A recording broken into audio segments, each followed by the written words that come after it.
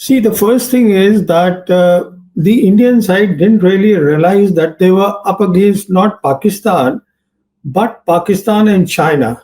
So that's the thing. And as a consequence of that, I believe that the Indian response to the Pahalgam massacre was disproportionate. Now, this is very important. What this means is that they did the proxy war, we lost lives in Pahalgam. So, this is terrorism. Terrorism is what we call the subconventional operations. And as a response, what we did is we went completely overboard and we did the conventional operations, and that too at the high end. Because when you use air power, and especially between India and Pakistan in the next war, air power will be the leading element of war. So the second point that I want to make is disproportionate is very important because to their terrorism, we responded with the high end of conventional war. So people around the world understand all these things. That's the second point. The third point is that there is no doubt about it that in the air war, as far as this combination was concerned of China and Pakistan in terms of weapon systems, their J-10 and the PL-15 missile, it did a very good job. And this is perhaps the reason that the Chief of Defense Staff, General Anil Chauhan, hesitates to give out the numbers of the aircraft which have been shot down. You see, when he spoke to the Bloomberg journalist, he said, "I don't want to put the number," conceding that yes, aircraft have gone down. You see, so if it was only one aircraft, he would have conceded it. The reason is, if it was only, and in my assessment, this combination did very well of J-10 and PL-15, which is the reason that today Indonesia also is considering seriously of buying the J-10. Then we also saw that after that night, which is the sixth, seventh night, we saw that the stock of the makers or the manufacturers of J-10, which is the Chengdu Aerospace Corporation, it shot up. Now, all these things don't happen if there is only one aircraft which has come down. And the reason is very obvious why the CDS doesn't want to accept the losses is because if he accepts that, then he's also accepting, which is a very dangerous thing, the limitations of the Indian Air Force. And when I say limitations, please understand this is for the benefit of your viewers, because what we are talking about here are the BVRs, beyond visual range missiles.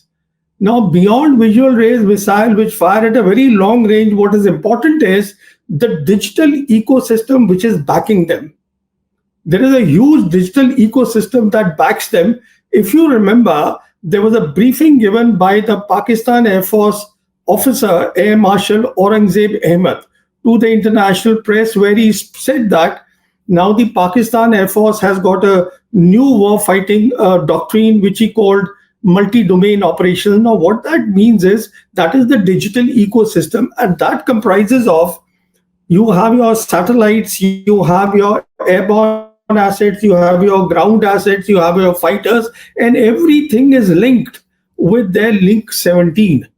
Now, so when you have a fighter which is firing a BVR, then there is an ecosystem which is helping him. So if there are more kills on the Indian side, it would mean that the ecosystem of the other side was better.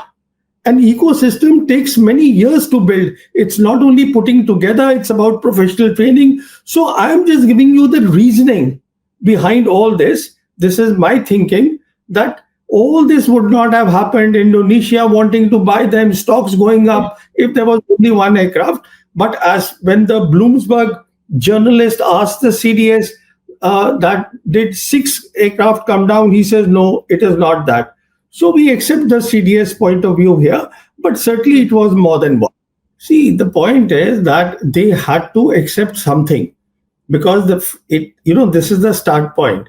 Because as far as the Pakistan side was concerned, they gave the briefing within 48 hours to the international media. And after that, the entire international media knew what's going on.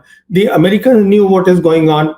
Chinese knew what is going on. See, this is not the age of commercial satellites, what CDS said, that we'll have the commercial site. This is the age of real time intelligence by satellites, and the Chinese have those capabilities. So, what went down is known to everybody except our own people. So, at some stage, for the credibility of India, they had to accept something. So, he accepted that. Now, obviously, it's a narrative which is not helpful for the image of the government. But the point here is that the government should have, first of all, thought about it, that this disproportionate response, is it helping us? Now, this is important. On the one hand, it was disproportionate response, and on the other hand, if the political objective was to end the proxy war of Pakistan, I don't think that has been accomplished. If the military aim was to create a deterrence against the Pakistan military, it has not been accomplished. And the most important thing is, we earlier also used the air power, which was in 2019 Balakot air attacks. Then also the limitations of our air force were exposed. Now they are further exposed. So what are we getting out of it? Only the government knows that. What is going on is, in my assessment, that when the Prime Minister came to power in May of 2014, that is the time the Air Force Chief was with the name of Air Chief Marshal Arup Raha. And since then, the Air Force has been seeking a sub-conventional role for the Air Force. You see, that you also want to, because the Army is doing a sub-conventional role. So, starting from Arup Raha, all the Air Force chiefs have been wanting a sub-conventional role, that Air Force should be used in this role, which is wrong. Because we are talking of a modern war here. On the other hand, we did not understand a very simple thing, that right from 5th August 2019, when we revoked 370 and 35A from Jammu and Kashmir, Chinese leadership has been consistently saying at all the levels that we will support Pakistan's sovereignty and security. What that means is that the two militaries, the PLA and the Pakistan military, had actually started intensive exercises, which is joint exercises against a very clear enemy. So what is going on is that we did not understand all that. We wanted a role at the lower end. Now, all these things, when you want to fight a modern war, it is not about only weapon systems. It is also about optimizing the weapon system, that is called war concept. And it is also about years of training. It doesn't happen in a jiffy that today you say, okay, I'm buying Rafales, so I become powerful. No, you don't. It is not only Rafales, how do you use the Rafales, how do you use the Rafales with the other systems, and what sort of training you have done, what sort of understanding you have of electronic warfare. You see, these things are important. We saw in Balakot very clearly that the Pakistan Air Force displayed better electronic warfare capabilities. So we should have understood that in a modern war, electronic warfare is very important, because if you can jam the enemy's communication, there is trouble. How do you do the operation if the communication are jammed? I mean, we faced it in 2019, which is why our pilot, our squadron leader, he was made prisoner of war. So we should have learned that lesson. Instead, the Indian Air Force leadership is saying that we should have a role in counter-terror operations, sub-conventional operations. So and see, on top of that, you listen to the present Air Force chief. I actually sympathize with him, Air Chief Marshal AP Singh. He said openly that, look, the DRDO and the HAL, they have not met any of the timelines. Now, on the one hand, you want to do Atmanirbharta at a time when there is a big crisis at hand. He was expressing his helplessness at his reduced combat capabilities, his squadrons. You see, even if the private players come, nothing will happen, in a day or 2 days. It takes time. All right. He has a problem. His problem was very simple. He understands that Pakistan Air Force is strengthening. He understands that perhaps even the Chinese will come and help the Pakistanis, though we saw in this operation that they actually came whole hog. The Chinese have come whole hog in support of Pakistan. So that was the eye opener for us. I don't know how many eyes have opened here. after seeing that. So the point the air chief was making is that my strength, combat strength, whatever my authorized strength was, about 42.5 squadrons, it has come down drastically. He was simply stating a fact. What do I do if you guys can't give me the indigenous stuff? Something needs to be done. And that is the appeal that he was making. After seeing this operation, it is time for our security planners and our defense services to start worrying. I am not talking about the political leadership, whether they want to celebrate, don't want to celebrate. That's a different subject altogether because you can always build a narrative. You see, building a narrative is not a great thing. I mean, it's not a difficult thing. You can always build a narrative for the people who are willing to hear, in any case, who are willing to believe you. But the key thing is that the security planners, there are far too many lessons, far too many limitations. There is no doubt about it that at this stage, it will be very difficult, rather impossible is the word I would like to use, that in a modern war, if let's say there is a war, God forbid, in let's say 12 months' time, then there is no way you can take on the combine of China and Pakistan, even if China is not showing the hand. China, please understand, today is at the cutting edge of modern warfare. How do you take on these two? And all that became very clear. And then on top of that, the government has created, the Prime Minister himself has created a new normal. And a new normal is extremely dangerous because it has brought the threshold of war dangerously low. And on top of that, we have fired missiles, both sides have fired missiles. That means the traditional battlefield, where things were that this is the front line, this is the depth, it has all evaporated. There is nothing called a front line any longer. When this new normal is so dangerous, you have to understand what the next war will be like. So, from my perspective, I would imagine that our security planners, our defense services should be extremely worried. They should be having sleepless nights. What is going on? See, first of all, what the foreign minister said, there are different interpretations now they are giving. I won't worry about that. As I said, my key worry is why did you do a disproportionate response and expose the limitations of your air force, which is the lead force in the next war? That is one worry. Second is the point that you raised. You see, it will not happen even if today we get the Rafales, which is not happening. We get the Sukhois. There is a lot of issue of integration.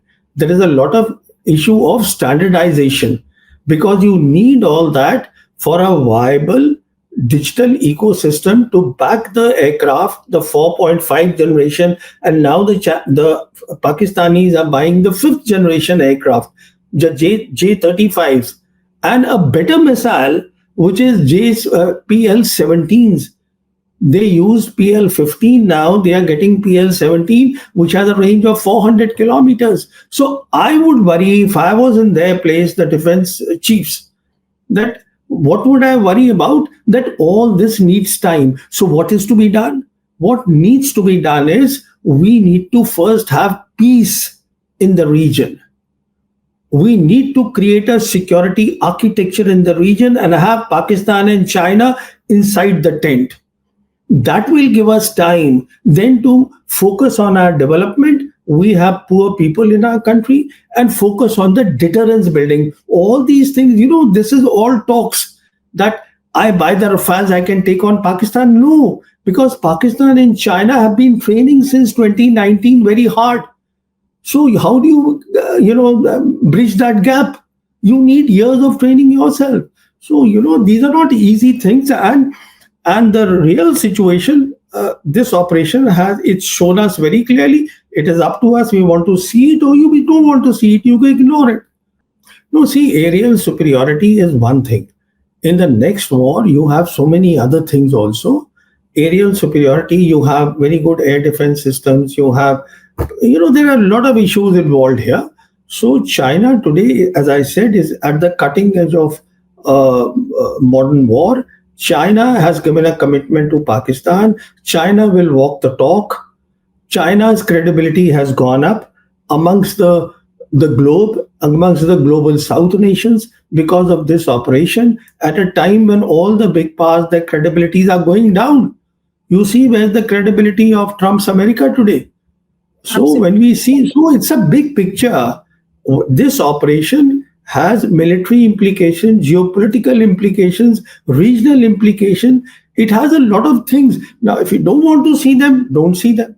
See how the stature of Pakistan has gone up after this Yes. event. Now, as far as Pakistan is concerned, today I had these figures somewhere. Very interesting. They've got an IMF loan of 1.3 billion. World Bank has given them 4 billion. Then Asian Development Bank 800 million. Then they are on panel. They are on panel of United Nations Security Council anti-terror panels. The Pakistanis are there. I mean, we are saying that, you see, the point is that terrorism is not the issue that it used to be in 9/11. It is not today. The issue is modern war. Today, the issue is conventional operations. And in any case, there is no globally accepted definition of terrorism.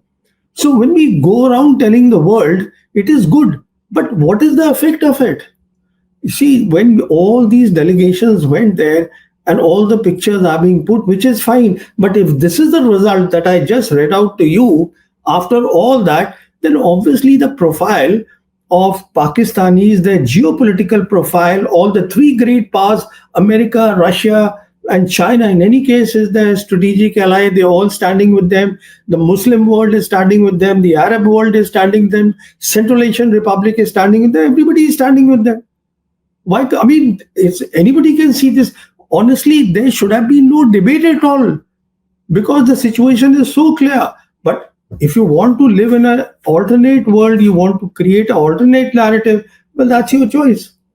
First of all, India was not taken off the guard because India took the initiative. Operation Sindoor was started by India. If India cannot understand it was China and Pakistan after 5th August 2019, then there is a problem with the top Indian security team. And now you are asking me what they will do is they will do nothing because we have at the highest level declared that this is not the era of war. Mm. You see, Yes. when you have already declared that we have created a new normal, we are being very difficult. We don't want to talk to Pakistan. We don't want to talk to China.